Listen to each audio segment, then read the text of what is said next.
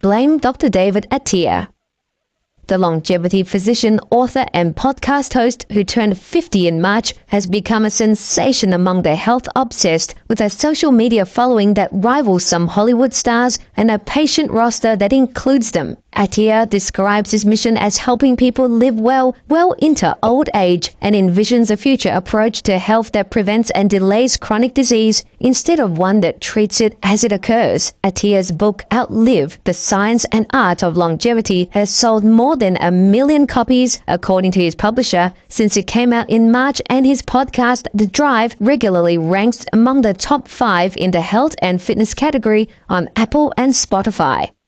When asked about the biggest realization he's had while studying longevity, Dr. Attia said 50% of men and a third of women will have a heart attack, stroke, or die suddenly from one of those two, or have that event before they are 65, where a lot of people get lulled into a false sense of security. Hey, I'm in my late 40s and everything looks pretty good, therefore I don't need to do anything. You don't need a physician to help you fix your nutrition or your exercise or your sleep or your emotional health, Dr. Peter explains. In this video, we'll be talking about 5 tools of longevity he advocates for and has applied to his life, including his 5 rules for longevity, what he eats for breakfast, lunch and dinner, the supplements he takes daily, and his workout routine.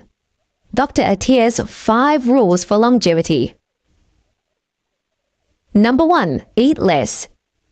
Many leading longevity experts associate eating less with a longer life. Why? It reduces your risk of neurodegenerative disease like Alzheimer's, cardiovascular disease, type 2 diabetes, and cancer. Plus, eating less through specific mechanisms like caloric restriction, dietary restriction, and fasting can trigger autophagy, a process that recycles damaged cells that's linked to a longer, healthier life.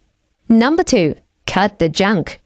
Put down the Cheetos. Quality matters as much as quantity. The elements that constitute the SAD, or Standard American Diet, are almost as devastating to most people as tobacco when consumed in large quantities as intended: added sugar, highly refined carbohydrates with low fiber content, processed oils, and other very densely caloric foods, says Attia.